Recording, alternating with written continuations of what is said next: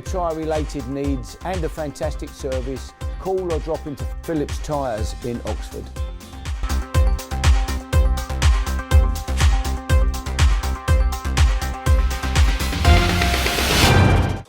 Well, good evening everyone, welcome back to the shooting channel. It was great to talk to the winner of this year's English Open earlier on this afternoon. Now you may have heard the weather wasn't all that, with somebody describing it as almost biblical in its wetness.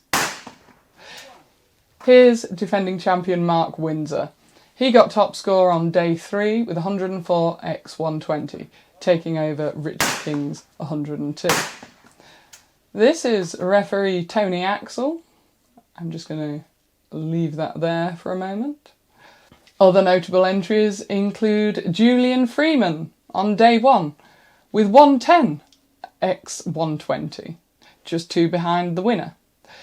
On the final day, over 230 shooters shot, and Martin Myers and Jamie Pearce joined Julian Freeman with 110. That's Chris Childerhouse there. In crutches, he scored 107. Get well soon, Chris. It wasn't enough to beat Richard Faulds, though, who basically won the English Open on day 1 with that 112.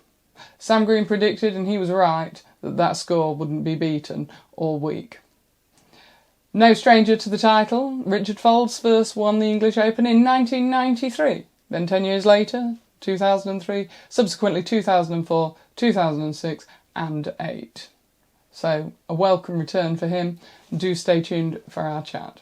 There are a few in the parent category as well, most notably father and son Jamie and Jasper Pearce scoring 200x240, and a special mention to Stephen Edwards, who scored 92 in the side-by-side category.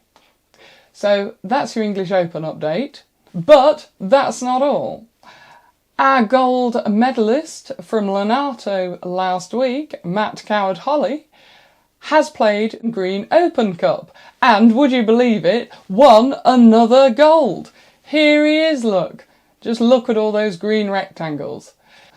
And Team GB's Nathan Hale went on to win silver as well. What a fantastic achievement in sporting shooting Britain. Here's the chat when I caught up with Richard earlier on today. Here's what we both had to say. Take a look at this. Thanks for joining us today. Congratulations, first of all. Well done. How does it feel to win the English Open for the 6th time? Is it? Yeah, 6th time now. No, delighted. It was a great event at Barbary last week. The guys there put on a fabulous shoot. Very tough with the weather conditions that I had to battle through for the week. And to be fair to them, the course held up really well through the week with the varying conditions and the amount of rain that they had to deal with. So hats off to Hugh, Josh, and all the team at Barbary. They did a great job. I was just saying earlier, you first won in 1993. As a junior, I think my first senior title was about 96, so 25 years ago. It's quite a long time. How has the sport changed? I mean, you mentioned the courses. Has the course layout changed at all in that time? Well, I mean, naturally, wherever you go, the courses are always different anyway. And I think now there's more people shooting, which is great for the sport. So, there's more people shooting. There's more better shooters now than there was when I first started. And it's almost at the stage now where you can't really predict a winner. Wind the clock back 20, 25 years, and there was maybe half a dozen people that you could sort of name before the shoot started, and you think, yeah, I've got a fair chance of it being one of those half a dozen people. But now there's, it could be one of 20 or 30 people that on their day, maybe even more than that, that would put in a decent score and come up good on the day and win a big championship. Do you think that's down to mechanical improvements, guns getting more advanced, machinery, traps getting more advanced, so it's more predictable?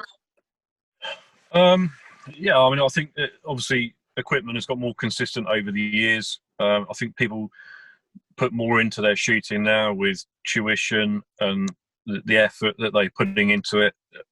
People take it a lot more seriously nowadays. But ultimately, at the end of the day, you can train as hard as you can, but you still need to be able to perform under pressure, which is what makes the difference between a good shooter and a winner, really. So getting back to pressure, you and the English Open, does it sort of eat you up every year, or do you just roll along, do your best and see what happens? I mean, ultimately, you set yourself a goal of every event I go to, whether it's just a normal registered shoot on a Sunday or even a weekday one now, or a British or English or World Championship. I go there to try and win every single shoot. And sometimes it's harder to win a registered shoot on a Sunday than it is to go and win a championship, because the amount of people that turn up to a run-of-the-mill shoot now, half the time is like competing at a world championship with the standard of shooters there. So every weekend or every week or every event you go to now, there's going to be such fine margins of error between winning and coming third, fourth, fifth, or even lower down than that, really. Which target gets you? Is there a particular target where you look and you think, oh no? I'm not going to answer that, because every course setter in the country is going to go and put one on next next shoot I'm going to.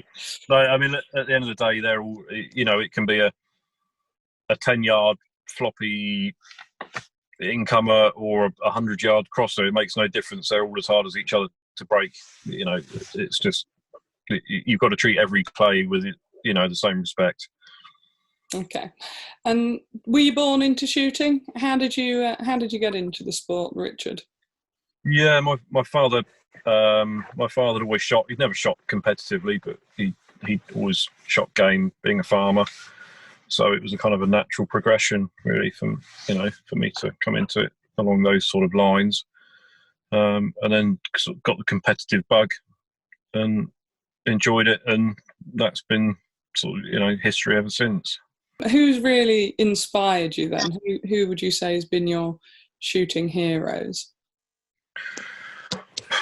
I think it would be difficult to pinpoint anybody, really, but you look back to the early days when I first started. There was people like John Bidwell, Barry Simpson, Paddy Howe, and all of those people that you sort of looked up to, and same with George Digweed, Stuart Clark, all of those kind of people that a lot of them are still at it now.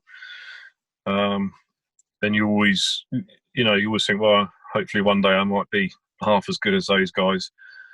And it's just, for me, it was a case of, I had such passion for the sport that, it's all I've really ever wanted to do and to be successful at. What have you really valued among everything that you've won? I think it would be an easy question to answer me. That the Olympic gold would be by far my most successful achievement. But lucky enough to have won a few English and British titles, European and World Championships along the way as well. So maybe there's one or two more to come. We'll see. And what do you think about the mixed team trap? Obviously now double trap's gone. What do you think about this situation with trap? Well, to be honest, since I've retired from that side of the sport in 2012, I've kind of walked away and not really paid a huge amount of interest in it ever since. So, I don't really keep my finger on the pulse with what's going on that side of it anymore. So, it'd probably be unfair of me to comment on that one. Purely sporting, then? Yeah, sporting, fitness, that side of it now. But I do like going to the bigger shoots. They're normally good atmosphere. You catch up with some international friends, and they're normally good social dudes as well. So just talking in terms of these big international events, VAR, yes or no? Yeah, I think VAR is probably not really got a place in clay target shooting. Keep it for football. Yeah, I totally agree with you. Look, thanks so much for your time. And it was problem. nice to see you, and hopefully I'll be seeing you again before too long. Good. All right, no worries at all. All right, thanks, Richard. Thank you. Bye. It is an impressive catalogue of achievements, and it's interesting to see more and more people are shooting competitively these days. Speaking of which, Yieldits have brought out a new gun, which is less than £1,000. The Sporter Black. Take a look at this. This is just a sneak preview. There will be a full unboxing and review to come on the channel very soon. This Thursday, we've got the much-awaited Rabbit film, featuring 2 targets, a near one and a close one. And I'd like to let you into this quick pearl of wisdom from David. So if it jumps, in my eyes, if it jumps, I try and wait for it to go back down. So if you look at that rabbit, Paul, so that one didn't jump at all. But if it does jump, it's always going to come back down. So try and let the jump go out and then shoot it back on its way down. If you have to jump it, shoot it in the air, then think to yourself where it's going, but try and think to yourself bottom edge. So if that goes up here, let it come down and just shoot underneath it. But try and let the jump go. So again, I'll show you, if it jumps, I'll show you the difference. Paul? So if you look, it jumped, I let the jump go, I let it down and I shot it my normal way. So, Paul.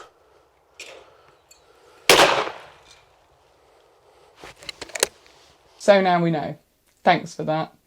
And a big thank you to Richard Faulds, the winner of this year's English Open, for joining us. You can get all your latest shooting news here, Tuesday, 6:30 with me, Alex Sayer.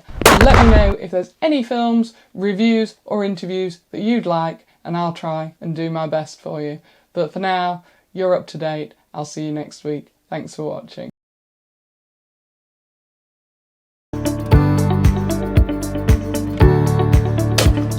Please share to your friends and have a look at what other films we've done. And it's all there to try and encourage you to get into shooting this great sport.